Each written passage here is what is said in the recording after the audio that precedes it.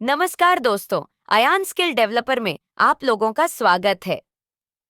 आज Excel for beginners to advance series का यह दूसरा वीडियो है और आज इंट्रोडक्शन ऑन एफ एक्सेल के बारे में जानेंगे और एक्सेल के इंटरफेस के बारे में जानेंगे। यदि आप हमारे चैनल पे नए हैं तो कृपया चैनल को सब्सक्राइब कर लें और साथ में बेल आइकॉन प्रेस कर लें।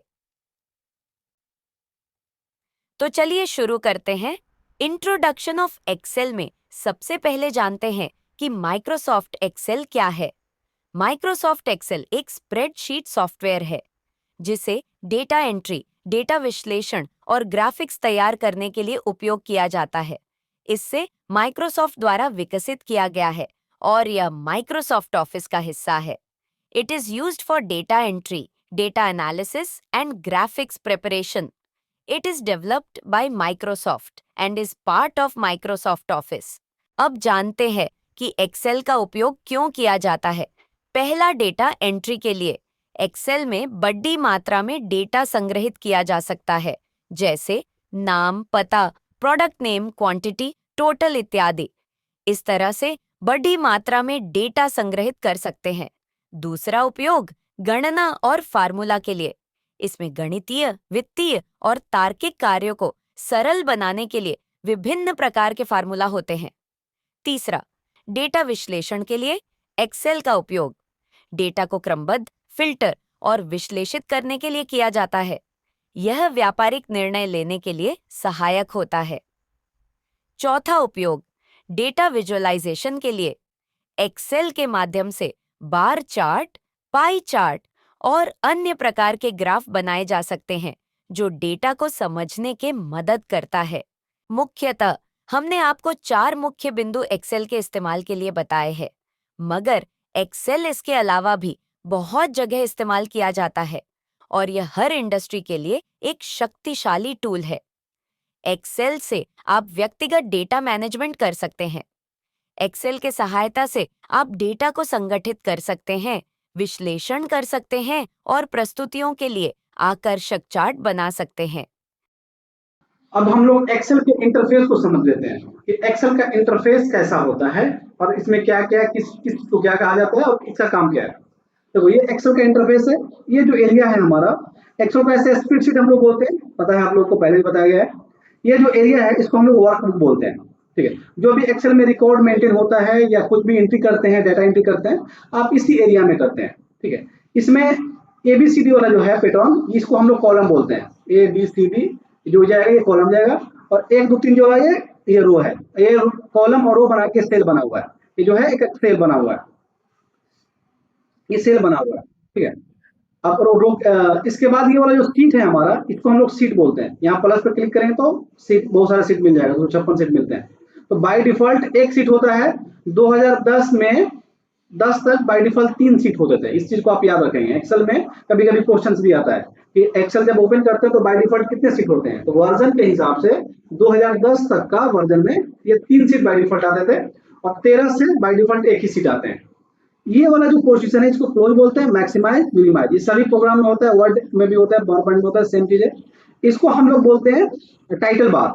जो भी एक्सेल को जो हम सेव करते हैं और जो नाम रखते हैं हम लोग एक्सेल का, वो टाइटल बार, वो नाम यहाँ पे आ जाता है। तो इसको हम लोग टाइटल बार बोलते हैं। ये शॉर्ट की बार हो गया और इसको रिबन बोलते हैं या टैब बोलते हैं। ठीक है, होम टैब, रिबन। तो ये होता है एक्सेल। ये नेविगेशन की है, वर्टिकल नेविगेशन की है और ये हॉरिजॉन्टल नेविगेशन की है। तो एक्सेल को नेविगेट करने के लिए हम इसको यूज करते हैं। तो इस तरह से ये एक्सेल का इंटरफेस है। यहाँ पे आप देखेंगे A1 जो लिखा हुआ है, ये क्या है कि नेम बॉक्स है। जिस भी सेल में जाएंगे उस सेल का यहाँ नाम सबमिट करेगा और ये फॉर्मूला बार है। टाइप करते हैं सेल के अंदर, यहाँ देख सकते हैं आप। उस सेल के अंदर एडिटिंग करना है, आप फॉर्मूला बार में आके भी एडिटिंग कर सकते हैं। तो ये एक्सेल का इंटरफेस इस तरह होता है। मैं अभी आपको लाइव दिखा देता हूँ कि काम कैसे करता है, आप देख लें इसको। जैसे मैं अभी क्या किया, फॉर्मूला विंडो के साथ प्रेस किया और इनबॉक्स में आया और मैंने एक्सेल टाइप किया और यहाँ से एक्सेल ओपन हो रहा है हमारा।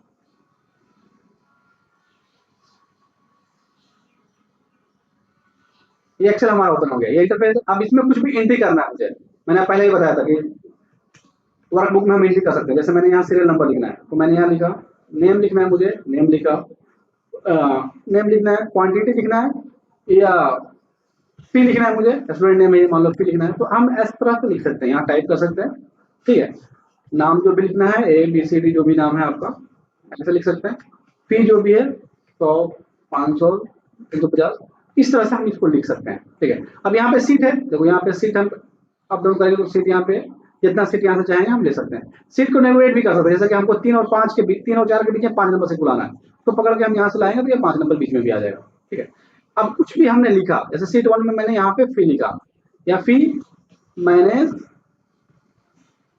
ऐसे लिखा और यहाँ पे मुझे एन छूट गया, तो या तो हम F2 प्रेस करके यहाँ पे जाएंगे और यहाँ पे एन लिखेंगे, आई लिखेंगे, सॉरी ई लिखेंगे, या फिर हम कुछ और भी चेंज करना है तो हम डायरेक्ट इसमें आएंगे, इस सेल पे आने के बाद इसमें आके यहाँ से भी हम चेंज कर सकते हैं, इस तरह भी चेंज कर सकते हैं फॉर्मूला में आके।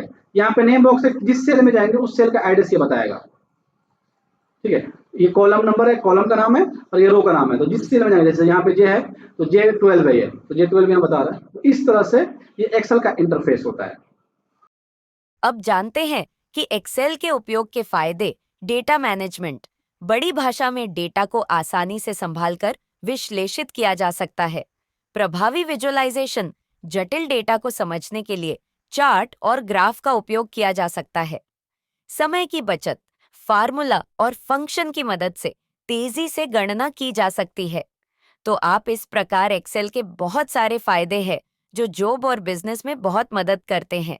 ये वीडियो आपको कैसा लगा कृपया हमें कमेंट्स करके जरूर बताएं, और वीडियो अच्छा लगा हो तो लाइक, कमेंट्स एंड शेयर करना ना भूलें। धन्यवाद।